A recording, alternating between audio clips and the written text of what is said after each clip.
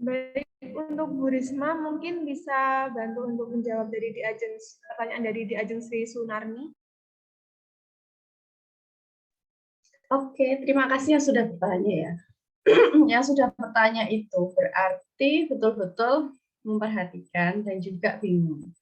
Pertanyaan yang bagus. Sebetulnya apa tuh Bu yang membedakan PKM kewirausahaan dengan PKM pengabdian masyarakat?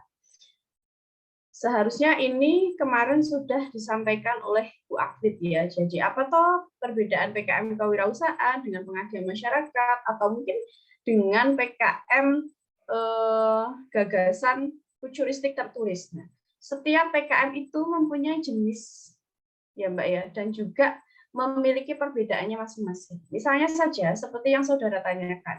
Apa toh Bu perbedaan PKMK dengan PM?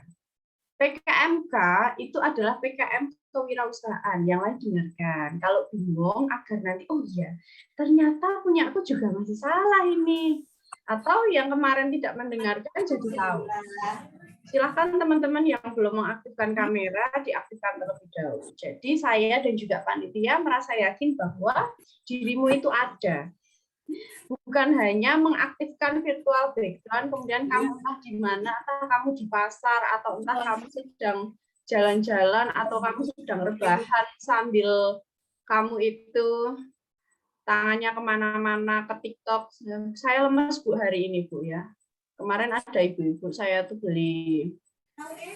membeli ini loh apa degan ya, es degan ya. Katanya ibu-ibu sedang lemes. Kenapa kok lemes Bu ya? Gara-gara Lesti Kejora sedang kena KDRT ya. Saya tidak mau teman-teman yang menghadiri workshop kali ini lemes. Saya pengen teman-teman semuanya semangat karena kamu sudah merelakan minggu untuk kegiatan yang bermanfaat. Jangan sampai kamu tidak mendapatkan apa-apa. Perbedaan PKM kewirausahaan dengan pengabdian masyarakat. Keduanya sama-sama merupakan PKM 8 bidang. Nanti ketika teman-teman mengambil pengabdian masyarakat ataupun kewirausahaan atau 8 bidang yang lain, maka harus ada usulan pendanaan. Berapa Bu? 5 sampai dengan 7 juta. Maksimal 7 juta nanti usulannya. Nah, kalau PKM kewirausahaan itu berorientasi pada profit ya, Diajeng, pada profit atau keuntungan. Jadi kamu menjual satu produk, kemudian ketika PKM didanai, produk usulanmu itu kamu buat, kemudian kamu jual sehingga kamu mendapatkan keuntungan. Tapi kalau PKM pengabdian masyarakat, yang namanya mengabdi itu kan kamu terjun entah ke desa tertentu, lokasi tertentu, atau organisasi sosial tertentu. Misalnya apa? Organisasi sosial PKK, Karang Taruna, atau mau kemana? Terserah. Desa mana yang mau dibantu? Seperti mahasiswa saya untuk semester ini dari PAI. Dia membuat program pengabdian masyarakat. Jadi kalau pengabdian masyarakat ini tidak berorientasi ke profit atau mengambil keuntungan. Jadi betul-betul pure membantu satu daerah atau organisasi sosial yang tadi sudah saya contohkan. Mahasiswa saya, anak PAI, dia itu mengusulkan judul begini Mbak, yang lain dengarkan. Jangan melamun, yuk saya tunggu yang belum mengaktifkan kamera. Kalau tidak mengaktifkan kamera, nanti saya minta panitia untuk mengeluarkan dari workshop ini. Saya nggak mau teman-teman itu hari minggunya sudah digunakan untuk PKM tapi nggak mendapatkan apa-apa. Karena nanti saudara, terutama anak-anak untuk ekonomi pembangunan, ketika semester genap kamu ketemu dengan saya. 100% akan membuat PKM. Saya pengen ketika nanti bertemu dengan saya, teman-teman sudah lebih matang. Silahkan yang belum mengaktifkan kamera, diaktifkan kamera terlebih dahulu dan kelihatan wajahnya. Mbak Nabila ataupun panitia yang lain nanti yang tidak mengaktifkan kamera silakan dikeluarkan saja Mbak. Tidak ada manfaatnya. Pengabdian masyarakat itu berorientasi pada membantu. Contoh, mahasiswa saya anak PAI, judulnya begini, pemanfaatan feses lele atau pemanfaatan ikan nila ya. Kemarin bukan lele, pemanfaat lele juga ya. Pemanfaatan feses ikan nila dan juga ikan lele sebagai pupuk untuk tanaman sawi di desa Klaten Polanharjo. Saya tanya dia, kenapa kok mengambil itu? Ya Bu, karena di Polanharjo itu, di Klaten, banyak masyarakat yang berternak lele, berternak nila. Kemudian mereka itu kan pasti hewan itu ya, bukan hanya hewan, manusia pun juga ada kotorannya. Kotorannya ini menjadi limbah, bau, dan lain sebagainya, amis. Kemudian dia punya ide untuk memanfaatkan feses lele ini sebagai pupuk tanaman sawi, budidaya tanaman sawi. Gimana di Klaten? Mereka membantu. Nanti ngajari di Klaten itu. Caranya gimana toh memanfaatkan feses lele ini sebagai pupuk sawi yang kemudian bisa dijual. Untuk pengabdian masyarakat, yang namanya mengabdi itu benar-benar kamu membantu, tidak mengambil keuntungan. Bab 4 nanti akan ada biaya dan juga jadwal kegiatan. Kalau kamu nanti, jadi alurnya begini, saya jelaskan kepada 100 mahasiswa lebih. Ketika kamu sudah membuat PKM, lalu apa Bu langkah selanjutnya? Cari dosen pembimbing dari prodimu. Kalau sudah gimana Bu? Silahkan nanti ikuti Simbelmawa. Itu nanti akan seleksi internal kampus. Internal kampus itu di mana? Di UMS Bu. Oh, di internal kampus kamu lolos. Kemudian kamu dibawa itu ya, proposalmu diminta unggah lagi untuk dikti. Di dikti lolos, maka kamu akan didanai. Sebesar berapa? Sebesar PKM yang kamu usulkan. Misalnya kamu kemarin usulkan 6,5 juta, ya sudah, itu nanti keluar secara bertahap. Saya usul 7 juta, ya sudah, nanti ketika PKM lolos akan didanai sebanyak 7 juta. Uang itu untuk apa, Bu? Kalau kamu mengambil PKM kewirausahaan, berarti uang kamu itu untuk membuat produk. Kalau kamu pengabdian masyarakat, berarti uang yang kamu gunakan itu untuk mengabdi di masyarakat itu, untuk transportasi, membeli alat, filtrasi, untuk membuat pupuk, dan lain sebagainya. Jadi, pada intinya, kewirausahaan itu membuat produk, kalau pengabdian masyarakat mengabdi di satu masyarakat atau komunitas tertentu atau mitra yang memang membutuhkan bantuan. Sampai di sini, Diajeng yang bertanya, paham, dan juga yang lain?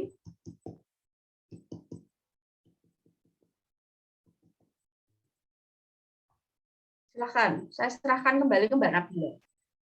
Yang bertanya, kalau belum paham, silahkan umpan balik ya. Usahakan menggunakan bahasa Indonesia yang baik dan benar. Kita kan sudah ada kata lanjut, misalnya presentasi lanjut, ada tanggapan, umpan balik. Kan kita tidak perlu pakai next, kemudian MC. Kan kita punya pembawa acara. Kita kan sudah ada terminologi dalam bahasa Indonesia. Jangan kok sedikit-sedikit pakai istilah asing. Lanjut ya. Yuk kita adakan rapat evaluasi. Kenapa harus menggunakan briefing? Kan ada kata lanjut, kenapa harus menggunakan kata next? Kan ada tanggapan ya. Silahkan kalau ada yang memberikan tanggapan atau umpan balik. Kenapa harus menggunakan kata feedback? Kalau ada terminologi dalam bahasa Indonesia, silahkan pakai bahasa Indonesia dulu. Jangan sampai bahasa kita nanti akan lama-lama hilang. Karena kita nggak mau pakai.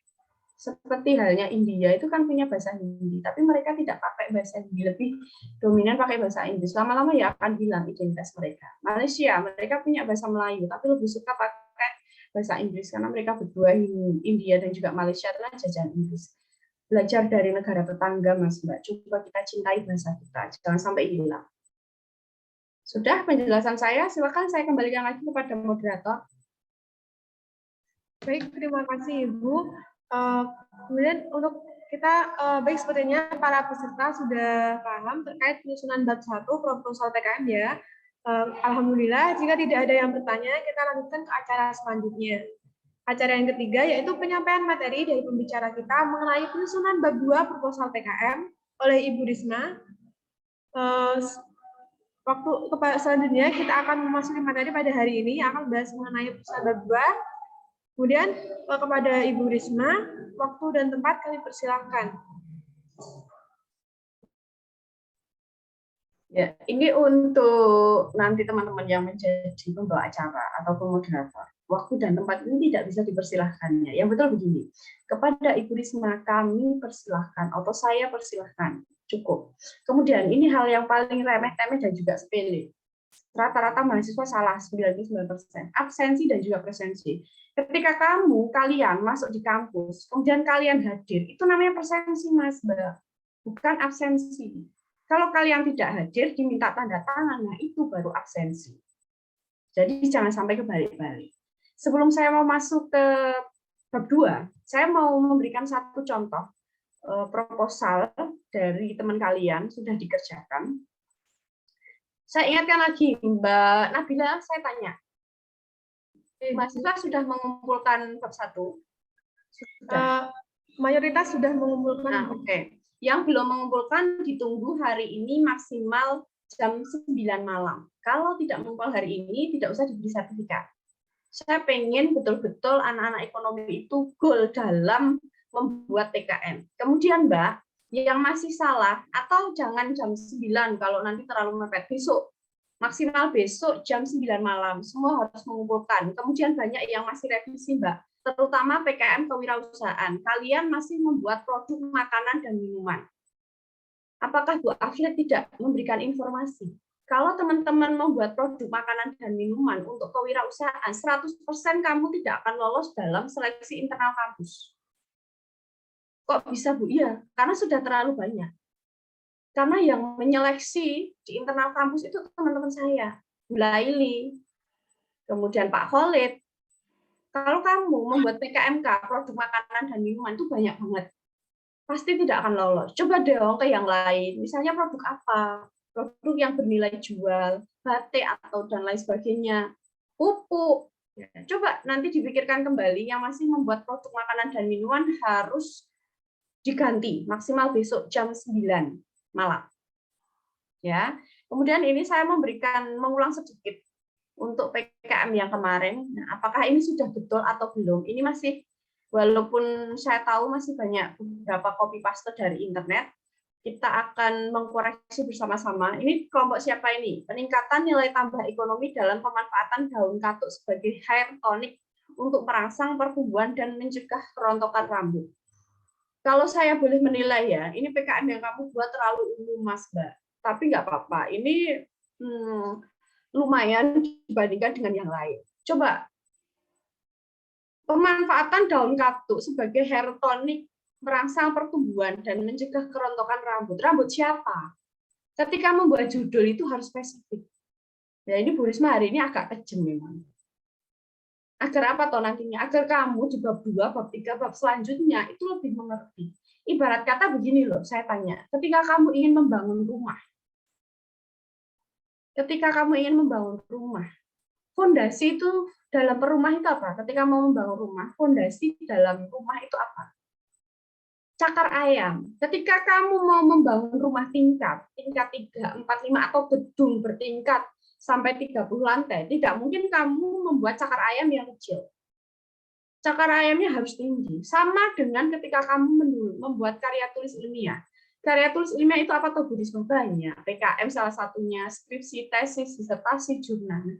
Ketika kalian ingin membuat satu penelitian, fondasinya itu ada di dalam judul dan pendahuluan.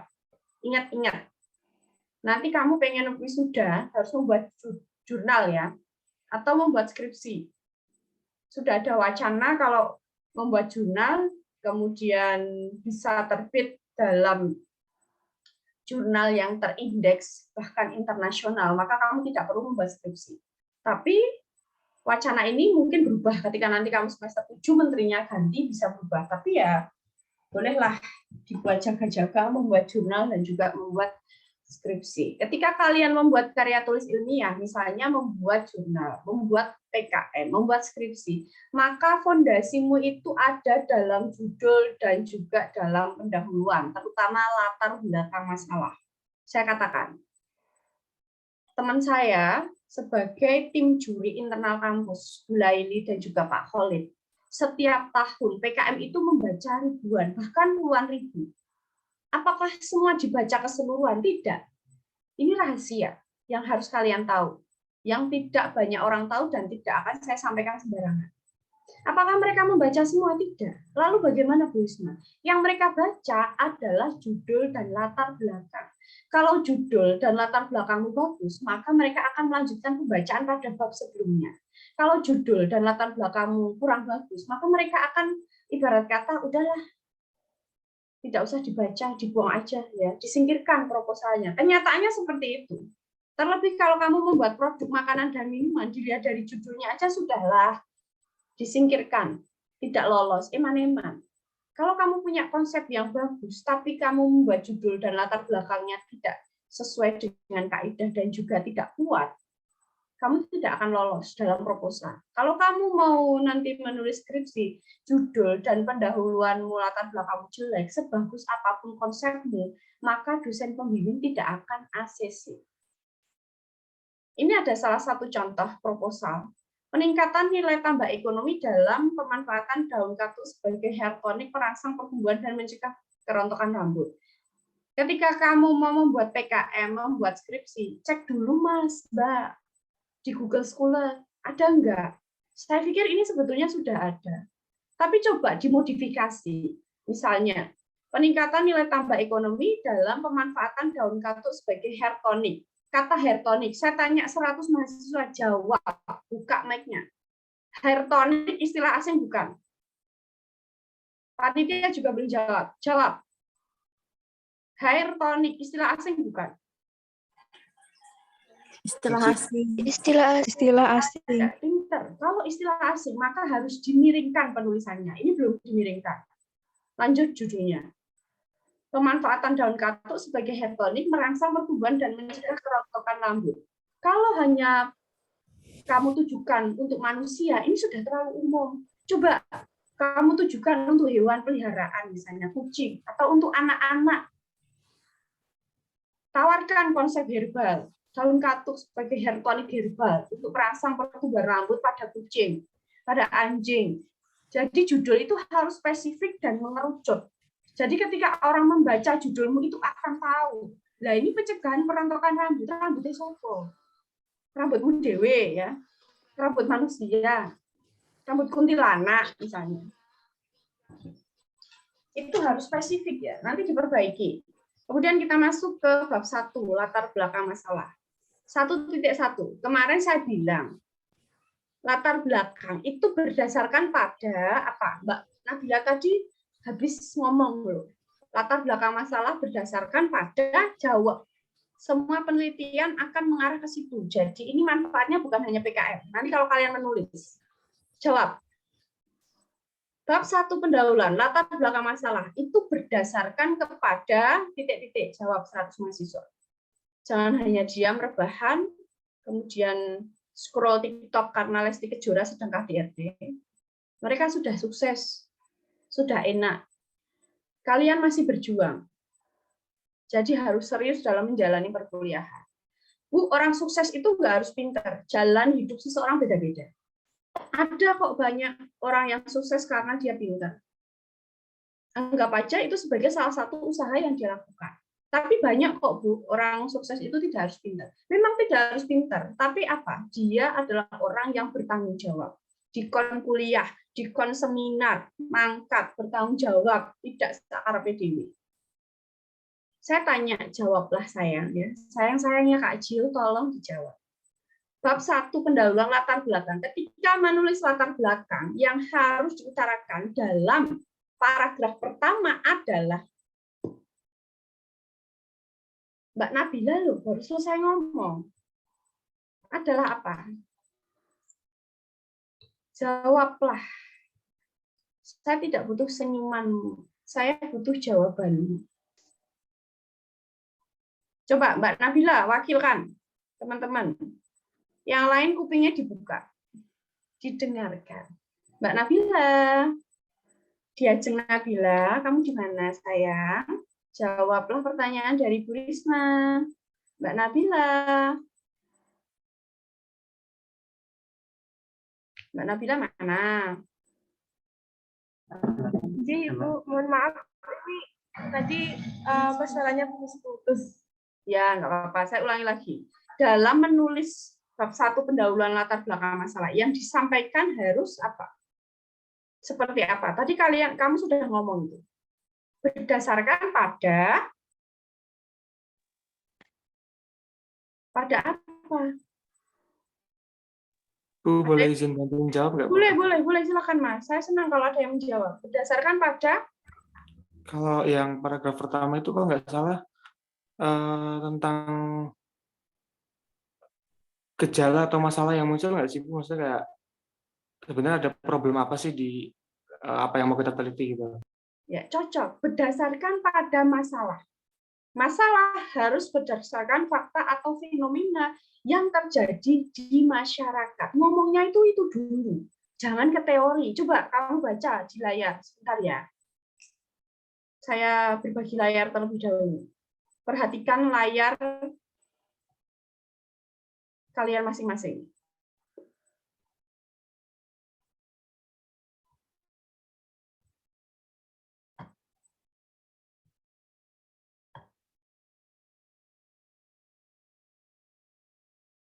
Nah, sudah terlihat atau belum? Di layar teman-teman semuanya. Sudah terlihat? Bab 1 pendahuluan. Sudah, Bu. Nah, coba dicermati semuanya. Yuk kita cermati bareng-bareng. Saya ngomong ini, wis toh, manfaatnya bukan hanya untuk proposal PKM sayang, tapi nanti ketika kamu mau skripsi menulis jurnal, polanya seperti itu. Jadi, bab 1 latar belakang masalah kaktus atau Sauropus androgynus. Nah, lagi ya. Salah lagi. Sauropus androgynus, istilah asing harus dimiringkan. Ini untuk semua, nanti dicek lagi pekerjaannya. Kaktus merupakan tumbuhan sayuran bla bla bla bla bla. Ini tidak berangkat pada masalah. Jadi perlu revisi. Kamu kan judulnya peningkatan nilai tambah ekonomi dalam pemanfaatan daun kaktus sebagai hair tonic untuk merangsang pertumbuhan dan mencegah kerontokan rambut. Berarti akar masalahnya itu kan adalah kerontokan rambut. Berarti dalam latar belakang masalah bab 1, argumen paragraf 1, kamu harus ngomong tentang masalah yang kamu temukan. Apa toh Bu Risma? Ya, setiap kelompok itu akan berbeda-beda. Kalau kelompok ini berarti masalahnya adalah kerontokan pada rambut. Kalau misalnya Bu, tadi contohnya Bu Risma, budidaya, pemanfaatan feses ikan nila dan juga ikan lele sebagai budidaya sawi di masyarakat Polan Harjo, Klaten. Masalahnya apa? Oh, berarti masalahnya mereka itu di sana, Polan Harjo, banyak yang pelihara ikan, nila dan lele. Ikannya nya jadi limbah, buat amis bau. Kemudian, apa toh solusi yang akan ditawarkan? Nah, paragraf selanjutnya baru ngomong itu. Oh, solusi yang akan saya tawarkan adalah memanfaatkan daun kaktus sebagai hair tonic. Baru kamu ngomong kaktus itu kandungannya A, B, C, D, E, F, G, H. Polanya seperti itu. Ngomong dulu masalahnya apa, argumentasi umum dulu. Kemarin kan sudah saya katakan, argumentasi umum itu dari pendapatmu. Kemudian ke argumentasi khusus. Berarti kamu sudah mencari data dari para ahli yang berkaitan dengan masalahmu. Cari teorinya para ahli, jurnalnya para ahli, bukunya para ahli. Hati-hati.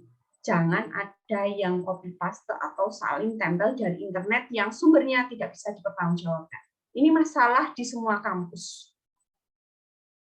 Kalian, mahasiswa UMS, ya, jangan sampai seperti itu. Cari buku, cari jurnal yang kredibel, cari skripsi, tesis yang berkaitan dengan masalah. Nanti kelompok ini direvisi. Ini saya cuma memberikan gambaran saja, biar yang lain itu juga paham. Istilah-istilah asing belum dimiringkan, dan ini katuk merupakan tumbuhan bla bla bla. 100% ini copy paste saling tempel dari internet. Kalau saya tanya kelompoknya, jawabannya pasti ya. Jangan asal copy paste, Mbak, Mas. Dilihat dong, sumbernya itu kredibel enggak, dari mana. Kemudian mengutip ya. Mengutip pandangan ahli, rambut adalah helaian serupa dengan benang yang pipih. Ini bisa kamu sampaikan setelah kamu mengutarakan fenomena masalah yang ingin kamu utarakan. Rambut adalah helaian benang yang pipih berasal dari bawah kulit, dibentuk oleh susunan sel tertutup, lapisan luarnya bla bla bla. Yang saya sorot ini perhatikan. Ya, di layar perhatikan. Ini kan dia mengutip. Mengutip pendapatnya dari Basuki tahun 1981. Ada yang kurang nggak kira-kira itu? Menurutmu apa yang kurang? Berdasarkan kemarin penjelasan saya di workshop pertama. Yang kurang adalah setelah tahun ada setelah tahun harus ada titik 2, apa coba? Harus ada, apa sayang? Mosok nggak ngerti. Harus ada? Jawab.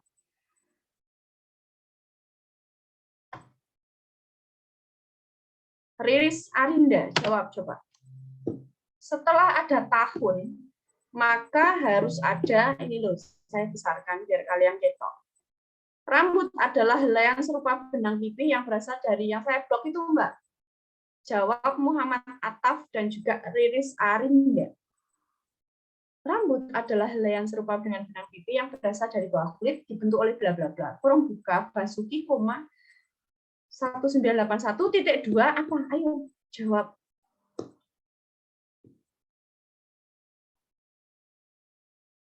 Harus ada apa setelah tahun? Harus ada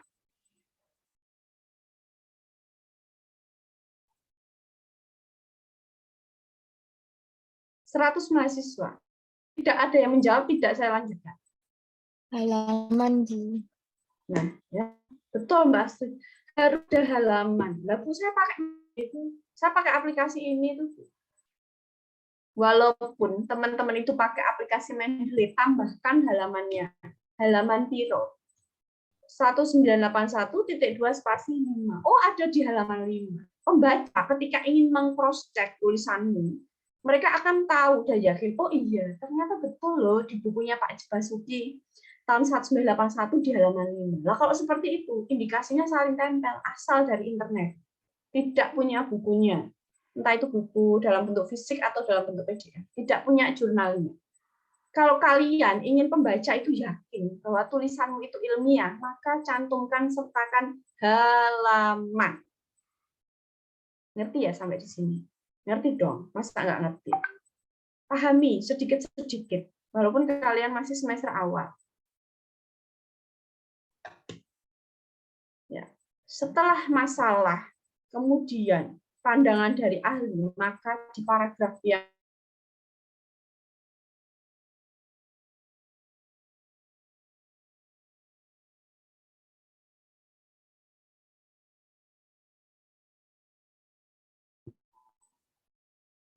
kamu ngomong di situ. Saya berikan tambahan ya. Nanti ketika teman-teman membuat pendahuluan, minimal 1 halaman penuh untuk pendahuluan tok, bukan bab 1. Untuk latar belakang saja. Bukan bab 1 pendahuluan ya. Latar belakang minimal 1 halaman, maksimal 1,5 halaman. Nanti kalau ada yang masih salah, silakan direvisi. Sampai di sini ada yang mau ditanyakan?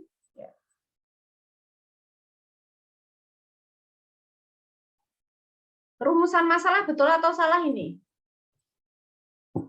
Minggu kemarin saya bilang, rumusan masalah itu 2-3. Kalau dalam jumlah itu sudah betul, dilihat di layar. Jangan ngelamun. Rumusan masalah 2-3 ini sudah betul. Hanya saja yang salah itu apa? Kalimatnya. Kalimat tanyanya salah. Betul, pinter. Rumusan masalah itu dengan kata tanya apa, mengapa, dan Bagaimana? nah, itu yang betul bagaimana.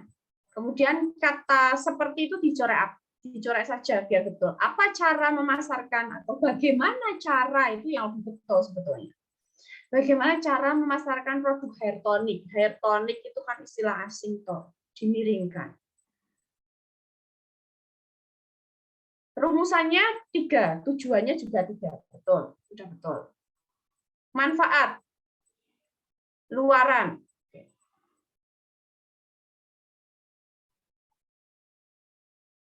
Luaran ini kan produk, berarti kamu harus ngomong. Luaran yang diharapkan dari kegiatan ini adalah produk berupa hair tonic untuk kucing yang memanfaatkan daun katuk. Bla bla bla bla. Begitu caranya. Manfaat boleh nih ya, manfaat sudah betul nggak apa-apa. Rumusannya 3, tujuannya juga sudah 3. Oke, sudah tepat. Nanti beberapa perlu direvisi. Sampai di sini pahami dulu. Ada yang mau ditanyakan? Sebelum saya lanjut ke isi dari bab 2. Bab 2 itu isinya apa toh? Ada yang paham nggak? Kemarin kita sampai sini. Oke, sekarang workshop pekan kedua. Saya mau dibacakan oleh, saya tunjuk. Jati Sobri Mardria Tama. Ada? Jati mana Jati? Hadir, Bu. Ya, bacakan Mas. Workshop Yang pekan kedua. Sebentar saya besarkan dulu.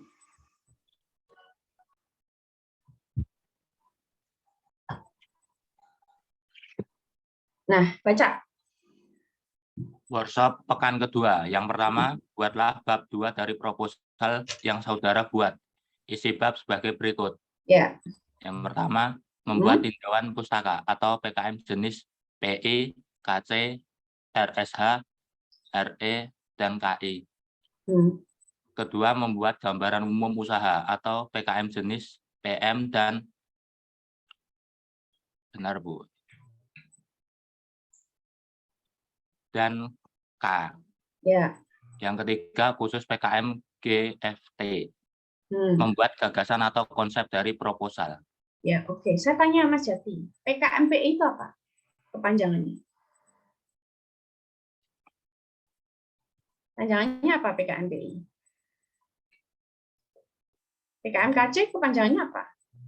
PKMRSH kepanjangannya apa? PKMPM kepanjangannya apa? Atau yang tahu aja Mas, yang mana Mas? PKMPI. PKMPI.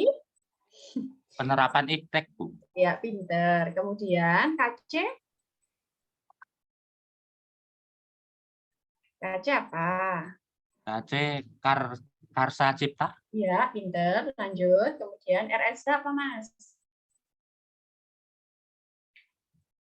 RSH itu Riset apa? riset eksakta Itu dan RE. sosial. RE eksakta, RSH riset sosial dan humaniora. Nah, pinter. Kemudian kalau PKMPM dan juga PKMK apa, Mas? PM, PKM. Yo, opo. PM opo? PM opo? PM itu pengabdian masyarakat, Bu. Ya, K. Kewirausahaan. Kemudian terakhir GFT. Gagasan futuristik tertulis. Nah, oke. Lumayan. Ngerti semua, hampir ya. Terima kasih Mas Jati. Oke, Bu. Ya, berarti Mas Jati ini mendengarkan. Orang berkupingnya kiri, keluar kanan. Ya, HP tangannya kemana-mana. Ke Instagram, ke TikTok. Bu, ini tuh saya tuh baru nyimak perkembangannya Mbak Lesti. Gimana? Sudah sehat atau belum? Saya lemes, Bu. Kalau belum tahu perkembangan Mbak Lesti, saya lemes. Mau ikut workshop PKM tuh kok males. Jadi solusinya saya ikut workshop, tapi tetap nyekrol atau tetap jarinya muter ke TikTok. Coba, sudah mahasiswa loh. Kamu itu sudah gede. Bijaksanalah dalam menggunakan waktumu. Ini masa mudamu yang luar biasa, tenang. Kalau kamu sudah masuk ke dunia kerja, luar biasa tantangannya. Ada teman yang baik, ada teman yang tidak baik. Kalau saya boleh meminjam istilah asing, ada yang toksik, ada yang bikin kamu nyaman, ada yang nggak bikin kamu nyaman, dan lain sebagainya. Seenak-enaknya orang itu adalah orang kuliah. Dan kamu patut bersyukur. Kenapa? Kamu bisa berkesempatan untuk kuliah. Karena di luar sana banyak loh sayang. Pengen kuliah nggak bisa. Pengen kuliah harus cari beasiswa. Pengen kuliah harus sambil kerja. Kalian yang pakai uang dari orang tua atau ATM berjalan, bersyukur dan bertanggung jawablah. Kita ya, para dosen itu nggak pengen kalian itu nanti ketika lulus hidupnya susah. Kita pun juga nggak nuntut sebetulnya, kalian harus pintar, enggak. Tapi cobalah kalian menjadi orang yang bertanggung jawab atas pilihanmu, atas apa yang kamu jalani sekarang. Diberi tugas, kerjakan semampunya, sebisanya dengan optimal. Diminta workshop, ikutin dulu. Kalau sudah selesai, ini hari Minggu, waktumu nanti bisa kamu gunakan 1 jam, 2 jam untuk main HP. Jangan sampai kamu rugi, kuota sudah rugi, waktu sudah rugi, nggak dapat apa-apa. Saya lanjutkan. Workshop pekan kedua. Saya menekankan apa yang sudah diutarakan oleh Mas Jati. Kalau kalian tadi mau mendengarkan, bab 2 itu isinya akan berbeda-beda. Setiap jenis PKM akan berbeda. Ada juga yang sama, misal tinjauan pustaka. Tinjauan pustaka itu untuk jenis PKM PI, tadi Mas Jati sudah ngomong PI itu apa. KC, RSH, RE, dan KI. Kamu nggak bisa ke RE ya. PI juga nggak bisa. Penerapan iptek itu untuk anak-anak teknik. Karsa Cipta bisa. Kamu bisanya kemana? RSH, Riset Sosial Humaniora. Meneliti, mencari tahu. Kakak tingkatmu, anak ekonomi pembangunan kemarin, sekarang ini semester 5, berarti semester 5 betul ya. Meneliti tentang begini. Penggunaan dan efektivitas QRIS sebagai uang digital dalam transaksi di Pasar Gede Kota Surakarta. Termasuk apa? Riset, ingin mencari tahu QRIS, uang digital, itu efektif tidak kalau digunakan sebagai pembayaran. Mereka terjun ke situ. Meneliti, itu loh PKM Riset Sosial Humaniora. RE nggak bisa kenapa, Bu? Itu ranahnya anak kedokteran dan MIPA, riset eksakta. Kalau kalian ada yang membuat PKM jenis Karsa Cipta dan Riset Sosial Humaniora, maka bab 2 isinya adalah tinjauan pustaka. Kalau kalian membuat PKM pengabdian masyarakat dan juga kewirausahaan, bab 2 itu isinya gambaran umum usaha. Kalau membuat PKM gagasan futuristik, gagasan masa depan, gagasan yang orientasinya 5-10 tahun lagi, maka kalian membuat PKM jenis GFT, gagasan futuristik tertulis. Saya ke tinjauan pustaka, coba dibacakan oleh, saya mau tunjuk yang perempuan ya. Ke Uci Ambarwati. Saya punya teman juga namanya Mbak Uci Fuadiah. Tapi kalau ini adalah mahasiswa saya bernama Uci Ambarwati. Mbak Uci, bacakan Mbak. Baca aja. Yuk, silakan. Mbak Uci. Uci, gimana kamu, Uci? Diajeng Uci.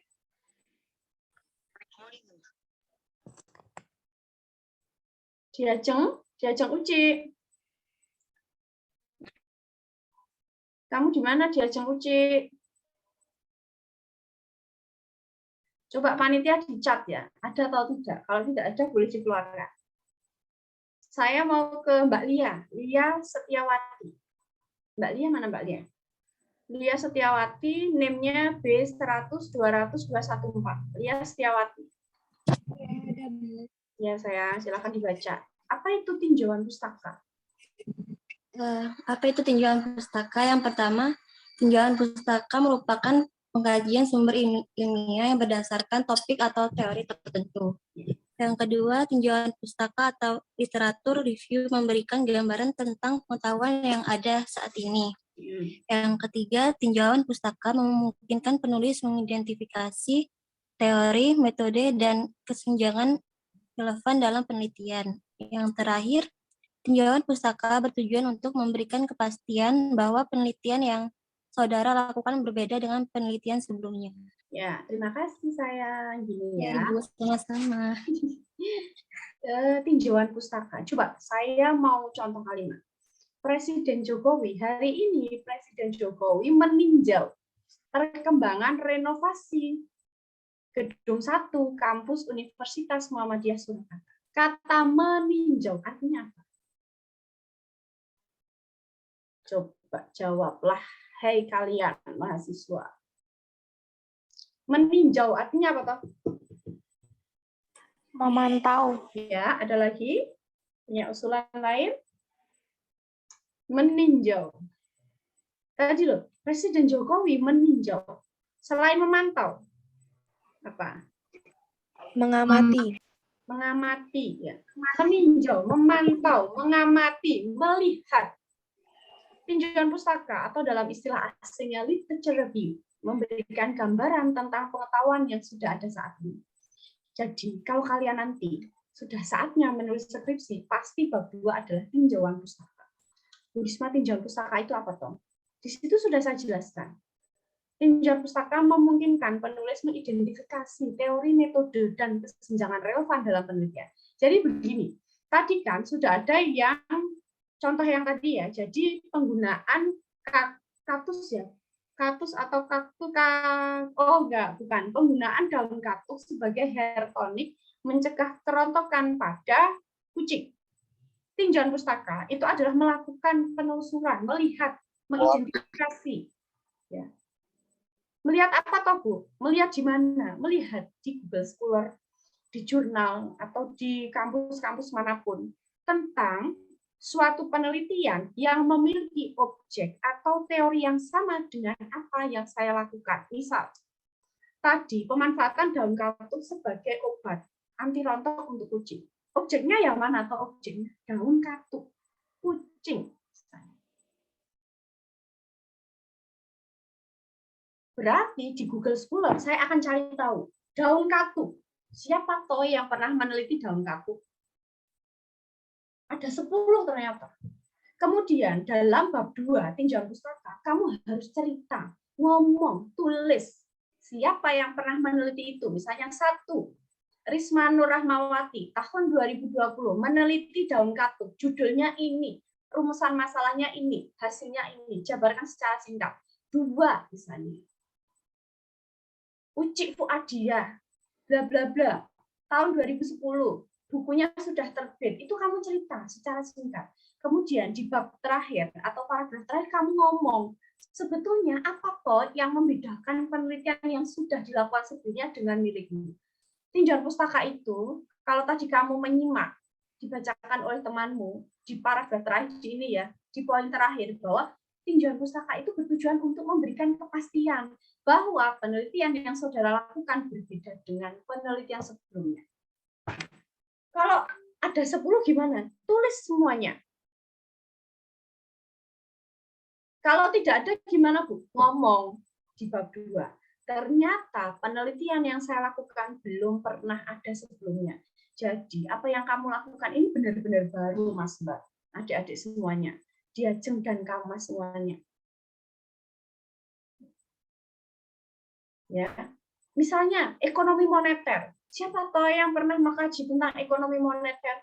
Saya cari di Google Scholar. Oh, ada 3. Saya tulis secara singkat.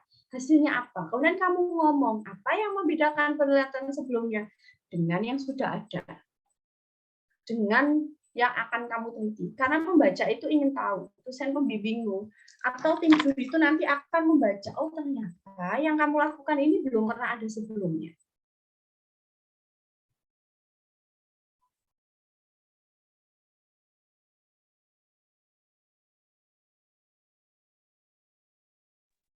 Sampai di sini ada yang mau ditanyakan?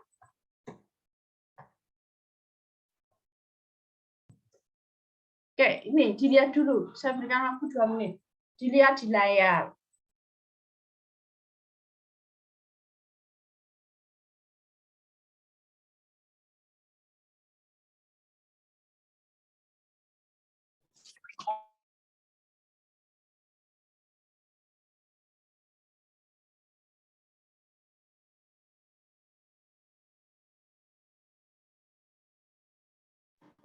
Oke, yuk kita ONCI bareng-bareng.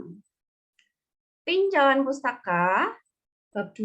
Kalau mengambil PKM apa? Riset, karya inovatif, karsa cipta, pakai tinjauan pustaka bab 2 ini.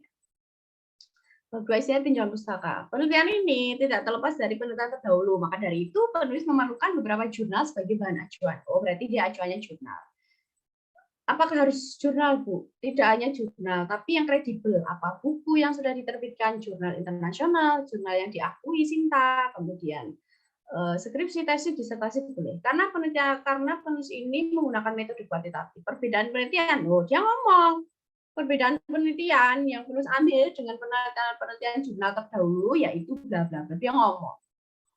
Di bab 2 itu isinya tinjauan pustaka adalah tentang penelitian yang sudah dilakukan sebelumnya. Kemudian apa toh yang membedakan penelitianmu dengan yang sudah sebelumnya dilakukan. Jangan sampai sama. Kemudian ini ya, kalau dalam PKM, tinjauan pustaka itu juga boleh mencantumkan teori yang akan kamu gunakan. Kalau teman-teman pakai PKM RS dari sosial humaniora harus ada teorinya.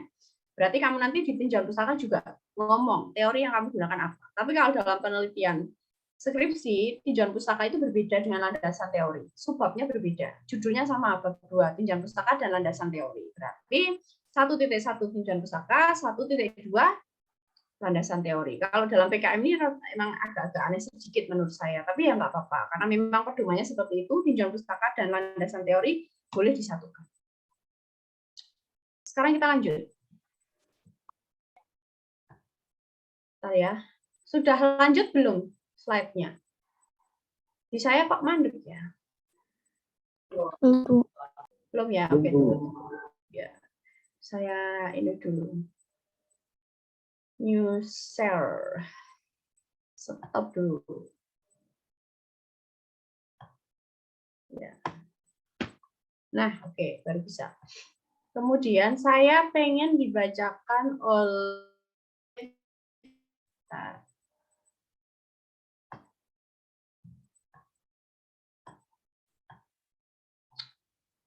Reni, kalau tidak salah namanya. Ada Mbak Reni? Bacakan bab 2, gambaran umum. Reni Arfiana. Yuk. Bacakan sayang, tolong. Reni, di mana dirimu? Ada nggak Reni? Kalau tidak ada, Maya. Tadi ada namanya Maya. Siapa? Maya Kumala Dewi. Mbak Maya. Diajeng Maya, tolong dibacakan. Ya, Bu. Ya, sayang, bacakan. Apa gambaran umum? Gambaran umum menceritakan profil dari PKM yang akan saudara laksanakan. Untuk PKM PM, gambaran umum menguraikan profil dari masyarakat mitra, kondisi, potensi wilayah, sosial, ekonomi, maupun lingkungan yang relevan. Untuk PKMK, gambaran umum menguraikan kondisi lingkungan, potensi sumber daya, dan peluang pasar termasuk analisis ekonomi SWOT. Sajikan secara singkat analisis kelayakan usaha atau cash flow minimal 2 tahun ke depan. Ya, saya jelaskan ya. Jadi kalau saya Bu PKM kewirausahaan dan juga pengabdian masyarakat, bab 2-nya bukan tinjauan pustaka. Yuk, jangan ngelamun, tak sensor loh dari sini loh. Bab 2-nya adalah gambaran umum. Kalau PKMK berarti gambaran umum usahamu itu seperti apa? Kamu cerita, ngomong. Kalau kamu PKM pengabdian masyarakat, jadi bab 2-nya itu kamu bukan cerita usaha. Kamu kan tidak usaha ya, tapi kamu ngomong. Bab 2 itu kamu ngomong tentang mitra yang kamu bantu. Lokasinya di mana? Nah, yang mengambil PKMK sudah harus minimal tahu lokasinya, sudah harus terjun Bu, iya, walaupun belum terjun membantu.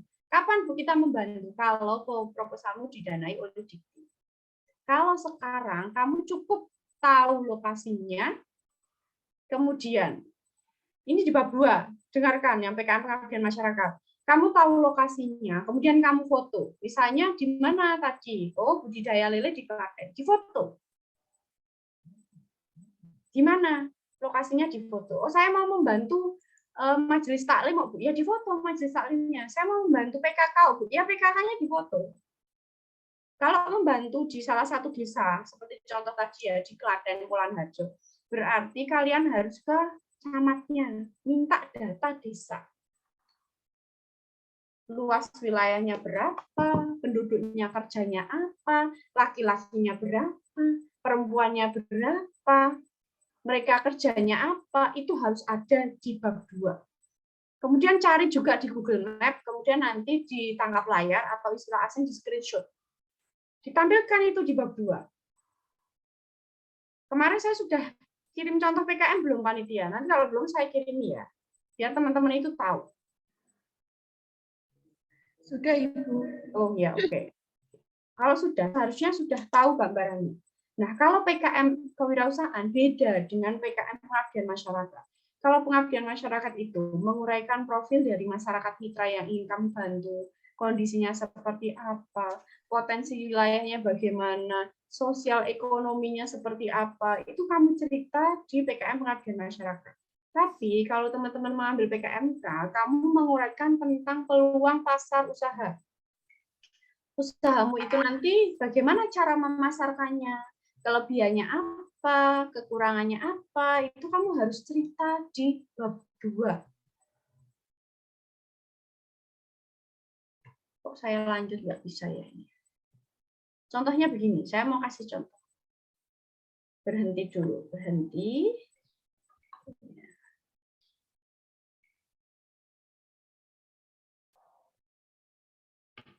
Nah, oke. Coba dilihat di layar. Kelihatan? Belum ya? Belum, saya bagikan layar memang. Kelihatan tidak? Kelihatan. Ya, kelihatan ya? Ya, itu dilihat. Ini PKMK, banyak yang mengambil PKMK toh. Nah, ngomong gambaran umum rencana usaha. Kondisi umumnya seperti apa, berdasarkan peluang pasarnya. Kemudian nih, ya. Kamu ngomong analisis pasar dan strategi pemasaran. Misalnya, produk saya ini akan saya pasarkan di Instagram, Facebook, TikTok. Tapi jangan berhenti sampai di situ. Misalnya, saya pasarkan di Instagram, Bu. Nanti kita membuat, jadi detail. Kita akan membuat akun baru. Akun baru nanti ada logonya. Logonya seperti ini, Bu. Kita pasarkan di TikTok. Kita buat akun, nama akunnya ini, dan lain sebagainya. Jadi jangan hanya klise, kita pasarkan secara online. Itu kan sudah biasa ya. Orang akan tahu. Zaman sekarang nggak mungkin kalau hanya jualan di pasar. Pasti menggunakan online atau daring. Kemudian itu ngomong di bab 2. Kekuatan dari usahamu itu apa, kekurangannya apa, peluangnya seperti apa, itu kamu ngomong di bab 2. PKMK ya. Kemudian ini yang terakhir. Analisis keuangan, analisis usaha, BEP, anak-anak ekonomi nanti pasti saya yakin sudah tahu cara ngitungnya BEP atau jumlah produk unit. Caranya total biaya tetap dibagi harga jual dikurangi biaya variabel. Nanti dihitung harga jualmu itu berapa toh, kemudian biaya tetapnya berapa, biaya habis pakainya berapa, itu nanti dihitung di bab 2. Kemudian silakan rincian dananya, misalnya panci 250.000, gas 30.000, dan lain sebagainya itu dicantumkan dalam lampiran. Tetapi BEP-nya atau analisis usaha, analisis kelayakan usahanya, atau cash flow, istilah asingnya harus dicantumkan di bab 2. Kira-kira usahamu itu layak atau enggak toh? Badi enggak, untung enggak. Tim juri akan melihat itu. Sampai di sini ada yang mau ditanyakan? Silakan. Saya serahkan ke Mbak Nabila, karena sudah selesai saya menjelaskan. Sudah pada ngantuk ya.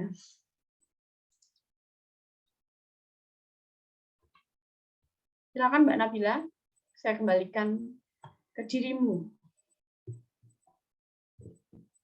Baik, terima kasih Ibu Risma atas materi yang telah disampaikan. Untuk sesi selanjutnya adalah sesi tanya jawab. Mengingat dalam acara ini, kami ada beberapa reward yang tentunya sangat-sangat menarik untuk penanya terbaik. Jadi sebisa mungkin untuk aktif bertanya supaya bisa mendapatkan reward yang tentunya sangat menarik juga. Kepada teman-teman yang ingin bertanya, diharapkan untuk raise hand terlebih dahulu, dan setelah saya persilakan, peserta diperbolehkan untuk on mic dan menyampaikan pertanyaannya. Baik, di sini sudah ada yang raise hand. Untuk di Ajeng, siapa ini? Di Ajeng Adelia, mungkin bisa dipersilakan untuk on mic. Assalamualaikum warahmatullahi wabarakatuh.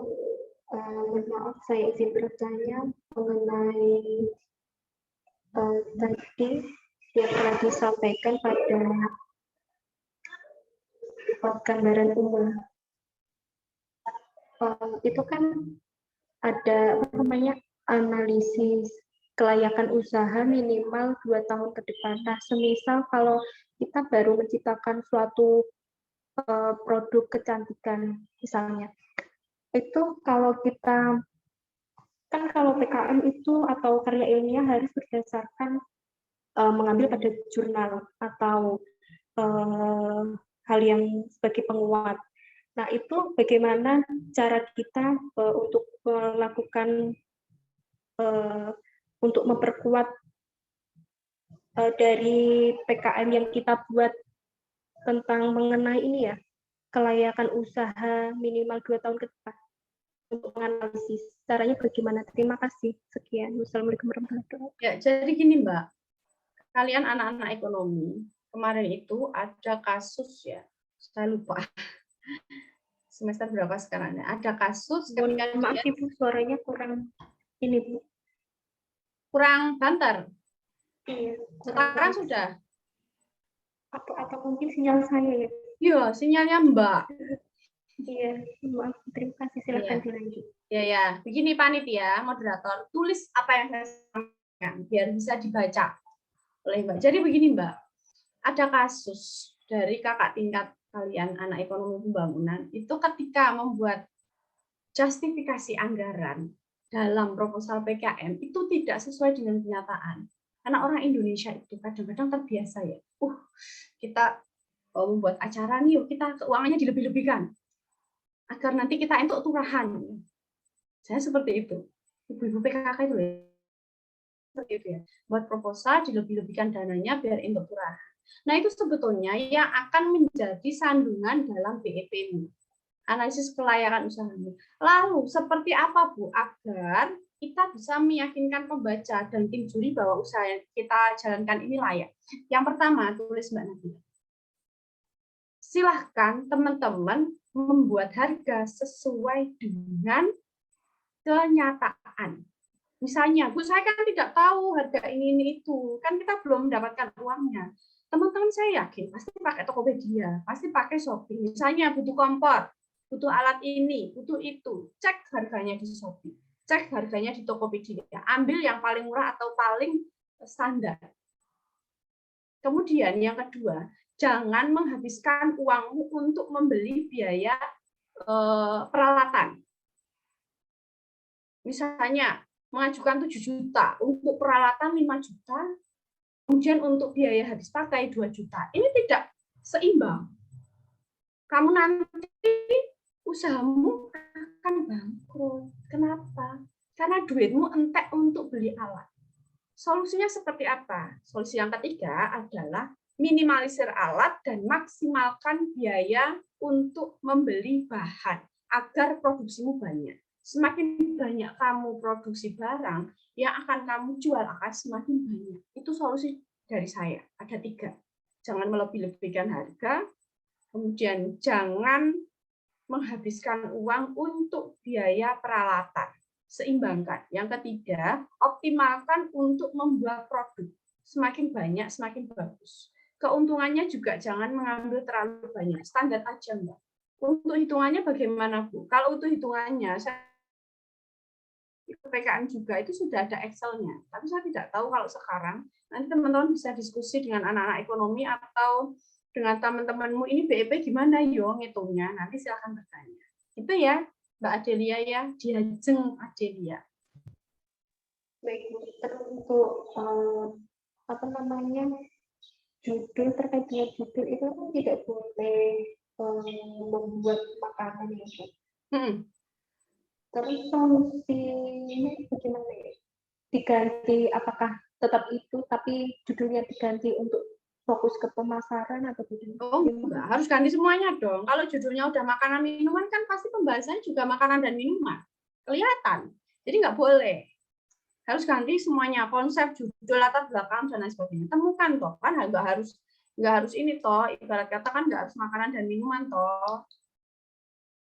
Misalnya untuk rambut atau obat, untuk produk tertentu yang bisa dijual kan banyak.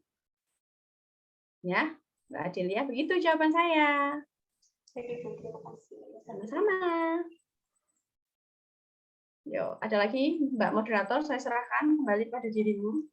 Mungkin untuk teman-teman yang lain, ada yang pertama bertanya, silakan raise hand. Silahkan mengangkat tangan. Ya, saya lebih senang pakai bahasa Indonesia, walaupun saya juga tahu bahasa Inggris. Silakan mengangkat tangannya, tapi jangan tinggi-tinggi, nanti tidak pingsan yang lain.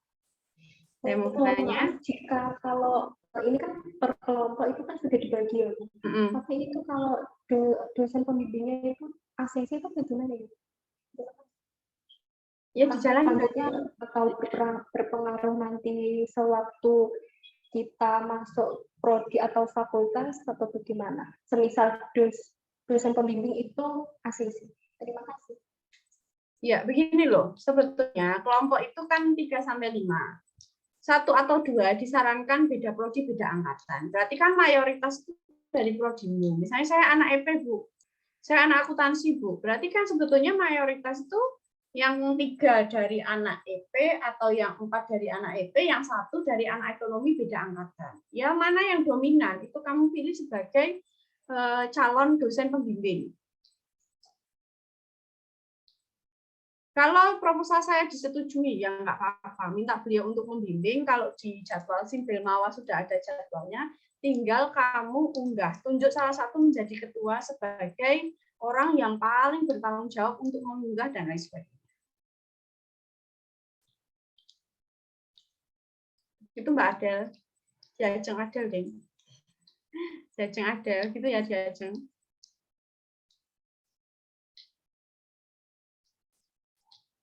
Sudah? Monggo kalau saya. Ya. Diajeng Adel, apakah ada feedback lagi? Apakah ada tanggapan? Diajeng?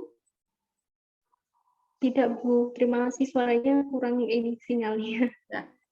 Mbak Nabila, ditulis atau panitia yang lain. Tadi kan saya ada 3. Agar tidak jomplang BP-nya. Yang pertama, sesuaikan dana. Jangan melebih-lebihkan proposal. Yang kedua, jangan menghabiskan uang dalam atau untuk membeli peralatan. Yang ketiga, optimalkan uang untuk membeli bahan yang akan dibuat sebagai produk. Jadi mengoptimalkan itu agar produkmu banyak, dijual lebih banyak.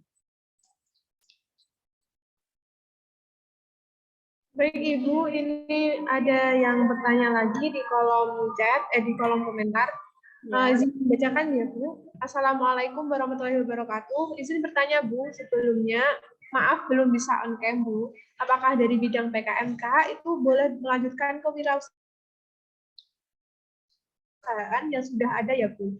Jadi kita hanya menambahkan inovasi atau produk barunya. Seperti itu Bu, apakah boleh ya? Ya, saya jawab. Kita punya usaha, Bu. Kalau dilanjutkan boleh enggak? Kalau usahanya makanan dan minuman tidak boleh, jelas 100%. Tapi kalau usahanya misalnya kemarin kakak tingkatku itu ada dari EP mengerjakan tentang obat mengkilapkan kembali kaca mobil. Saya tanya, kenapa kok memilih itu? Ya ini kan usahanya udah pernah kita jalankan, Bu. Memang kita berusaha di bidang itu. Kemudian kita angkat menjadi PKM, tapi kita modifikasi, ada perbedaannya. Beda dengan yang sudah saya jalankan dan juga berbeda dengan konsepnya orang lain. Boleh nggak? Boleh sebetulnya. Tapi itu loh tadi ya, jangan produk makanan dan minuman dan usahakan ada modifikasi. Itu kan kamu juga tanyakan ada inovasi atau modifikasi yang kamu tawarkan. Yang berbeda dengan yang sebelum-sebelumnya. Atau yang sudah kamu kerjakan harus berbeda. Sudah saya jawab Mbak. Pertanyaan dari Diajeng Khairin Nisa. Baik, untuk ada yang mau bertanya lagi? Atau dari Diajeng Khairin Nisa ada feedback? Ada tanggapan dari Diajeng Khairin Nisa?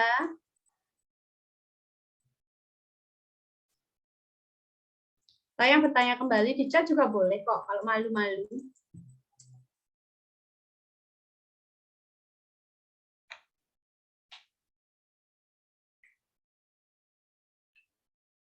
Minggu depan saya tunggu, tadi saya pesan kembali, kalau masih produk makanan dan minuman atau yang belum mengumpulkan, ditunggu mengumpulkan ke panitia maksimal besok jam 9 malam. Kemudian yang selanjutnya selesai bab 1 dan juga bab 2.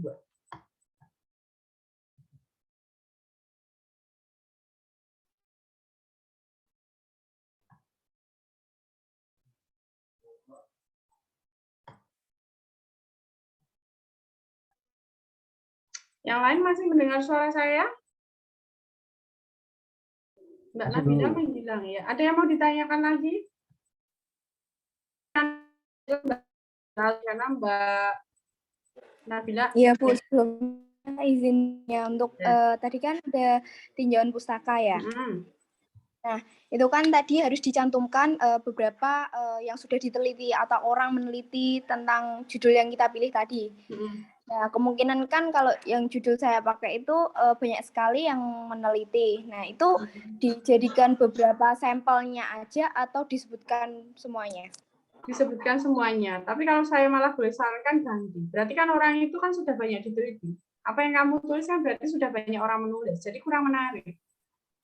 Kalau menyebutkan apakah hanya sampel, enggak. Nanti ketika kamu nulis tesis atau skripsi, semua harus disebutkan. Kamu temukan 20, kamu sebutkan semuanya.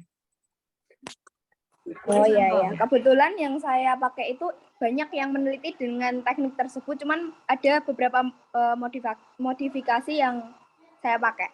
Apa coba? Kemarin kan judulnya itu penggunaan pembuatan inovasi pupuk organik cair dari sampah rumah tangga. Nah, itu dari beberapa produk-produk yang sudah saya lihat-lihat itu biasanya kan itu air cucian beras belum banyak digunakan. Nah, aku menambahkan air cucian beras. Terus juga urin kelinci, kebanyakan orang jijik dengan urin kelinci. Nah, itu bisa jadi manfaat juga di pupuk tersebut. Oke, kalau saya boleh saran ya, kamu berbicara, cucian beras belum ada. Saya pernah membimbing itu cucian beras. Sudah ada. Sudah umum itu. Malah kalau bisa, kamu fokus ke urin kelinci aja. Yang belum familiar. Ya. Yang lain disingkirkan. Cucian beras, urin kelinci sebagai pupuk cair. Pupuk untuk siapa ini? Untuk apa? Tanaman, iya. Tanaman apa? Itu loh. Tim juri itu butuh sayur, buah. Ngomong sayur atau buah atau palawija. Diomongkan dalam judul. Pemanfaatan urin kelinci sebagai pupuk cair tanaman, buah, dan apa tadi sayur, guys. Harus fokus ya, biar lolos. Iya. Oke, sudah? Terima kasih, Bu. Sama-sama saya. Ada lagi? Ini Mbak Nabila masih menghilang. Mbak Nabila masih menghilang. Panitia yang lain bisa membantu menjadi moderator.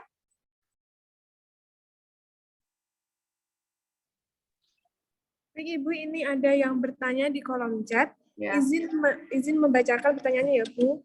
Izin bertanya, Bu, untuk PKMK, untuk produknya harus pernah dibuat atau sudah jadi atau baru rancangan ya, Bu? Terima kasih. Ya, baru rancangan sebetulnya. Baru rancangan. Hanya berdasarkan apa ya, pemikiranmu. Tetapi nanti kalau anak-anak EP semester 4 dengan saya, kamu harus membuat produknya. Sebisa mungkin. Sebetulnya kapan toh Bu membuat produknya? Nek kamu dikasih uang sama Dikti, kalau penelitianmu lolos, baru kamu membuat produknya. Tapi kalau sebatas proposal, nggak perlu. Paham ya di sini ya? Baru rancangan. Sudah Mbak Nabila? Dari di Ajeng Elin, apakah ada tanggapan lagi? Silahkan, ada tanggapan?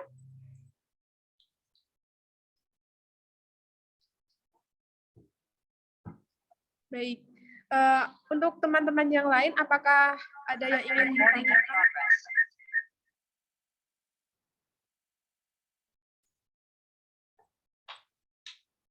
Ada itu Mbak, bacakan Mbak.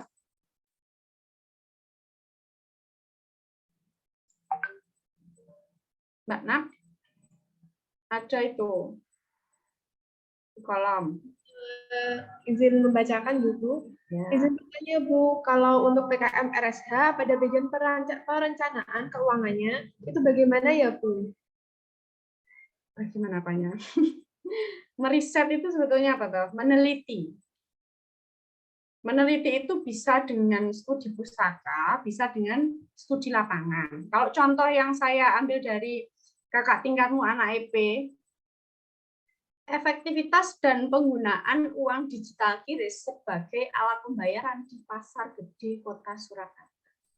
Berarti mereka studi lapangan, plus nanti mungkin juga ada buku-buku bacaan sebagai sumber referensi yang mereka gunakan. Kalau terjun ke lapangan, keuangannya itu untuk apa? Untuk transportasi tentu. contoh dari PKM riset ada, saya serahkan kemarin di panitia, dibuka kembali. Mungkin chattingannya ketelan ya, nanti dibuka kembali. Keuangannya seperti apa? Ya keuangannya sesuai dengan apa yang kamu butuhkan. Misalnya contoh tadi, mau meneliti virus di pasar gede. Mereka kan berarti butuh uang untuk transportasi ke pasar gede. Butuh ngeprint untuk laporannya. Butuh ngeprint untuk menyodorkan pertanyaan pada narasumbernya. Atau ketika teman-teman dari kedokteran, riset eksakta misalnya, meneliti tentang penyebab penyakit mankike pada babi. Berarti kan mereka menggunakan uang itu untuk membeli babi, memberi alat-alat, membedah, melihat, meriset. Kebutuhannya apa saja tergantung dari penelitianmu. Kamu mau meriset apa? Riset lapangan atau riset berdasarkan buku atau tekstual analisis. Kalau berdasarkan lapangan, komponen apa yang kamu butuhkan ketika kamu terjun di lapangan? Nah, itu kamu bicarakan dalam perencanaan keuangan. Silakan. Ada lagi Mbak itu ya?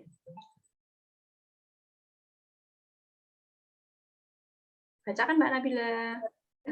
Izin bertanya Bu, kalau misalnya lokasi yang kita tuju itu pasar, gambaran umumnya lebih ke pasarnya atau tetap ke desa tempat pasar itu ya Bu? Oke, yang kamu teliti mana pasarnya? Berarti yang kamu jabarkan dalam gambaran umum adalah pasarnya. Minta data pengelola setiap pasar ataupun pasar malam ataupun misalnya Ngarsopuro, UMKM, itu mereka punya datanya. Jumlah pedagangnya berapa, laki-lakinya berapa, perempuannya berapa, penghasilan setiap minggunya berapa, penghasilan setiap harinya berapa. Mereka ada datanya, karena harus laporan ke pengelola pasar. Jadi, yang lebih ditekankan pada gambaran umum adalah di pasarnya. Berapa jumlah pedagangnya, kemudian laki-laki berapa, perempuan berapa, berasal dari mana, penghasilnya berapa setiap hari. Begitu. Bukan ke desanya. Kamu kan tidak meneliti atau membantu desanya. Membantu pasarnya, ya di pasarnya.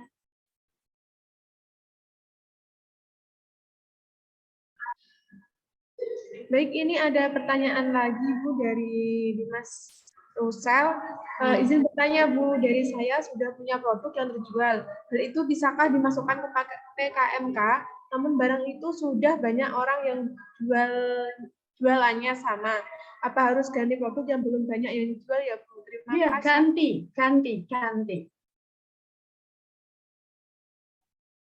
Tim juri itu pengen risetmu yang belum ada sebelumnya. PKM-mu belum pernah ada sebelumnya. Memang harus pintar-pintar ya, soalnya nanti seleksinya kalau sudah internal kampus itu se-Indonesia Raya, semua kampus. Mereka pintar-pintar loh. Idenya menarik. Nggak hanya itu aja. Jadi kamu gimana caranya menggagas suatu ide yang menarik. Kalau sudah ada Bu yang jualan sama, ganti ya ganti 100%.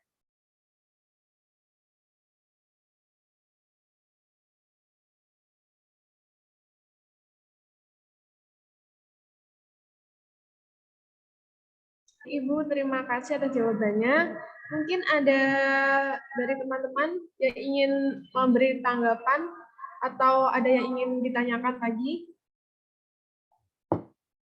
Monggo silahkan. Sebelum ditutup dengan Mbak Nabila, saya tunggu bab 2-nya minggu depan. Bab 1-nya juga harus diperbaiki maksimal besok jam berapa? 9 malam. Kirim ke grup panitia atau grup yang sudah dibuat. Ya.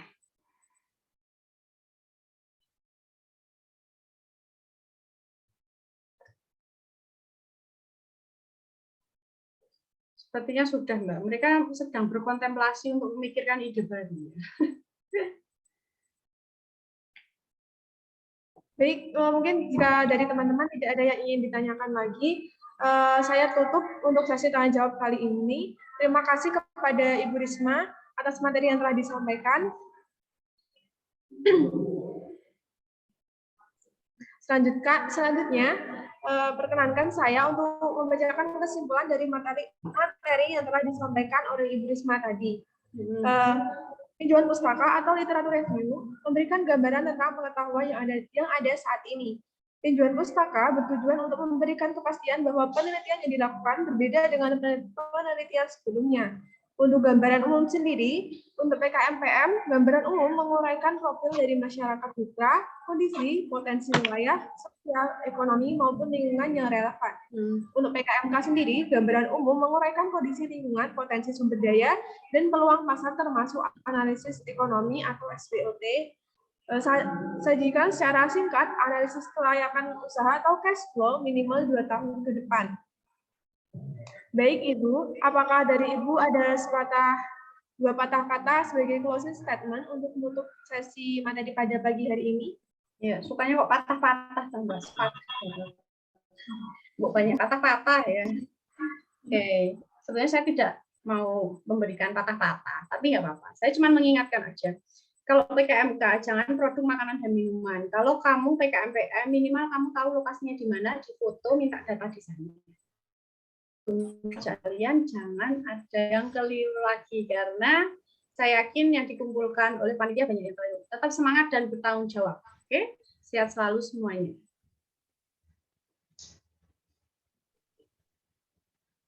Baik Ibu, terima kasih banyak kepada Ibu Risma Nur Rahmawati atas materi yang telah disampaikan. Semoga dapat bermanfaat bagi kita semua. Amin.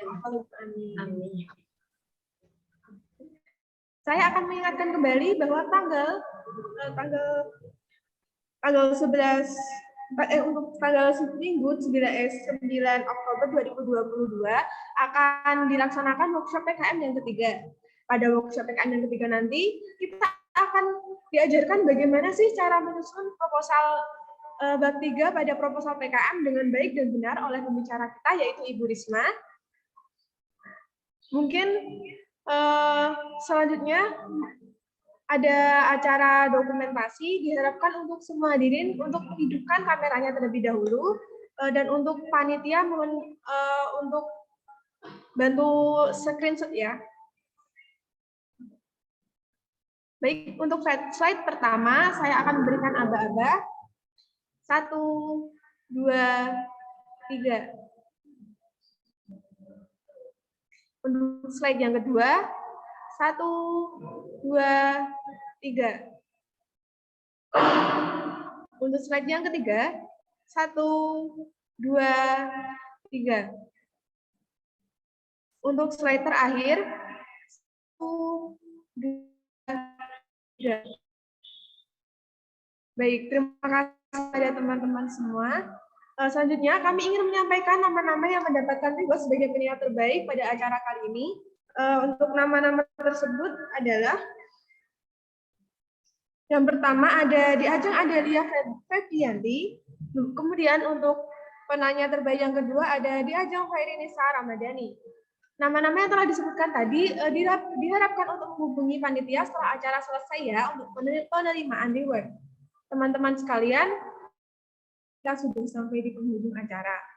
Terima kasih saya ucapkan kepada seluruh hadirin yang dengan penuh semangat telah menghadiri sekaligus berpartisipasi secara aktif dalam acara workshop PKM yang kedua 2022 kali ini.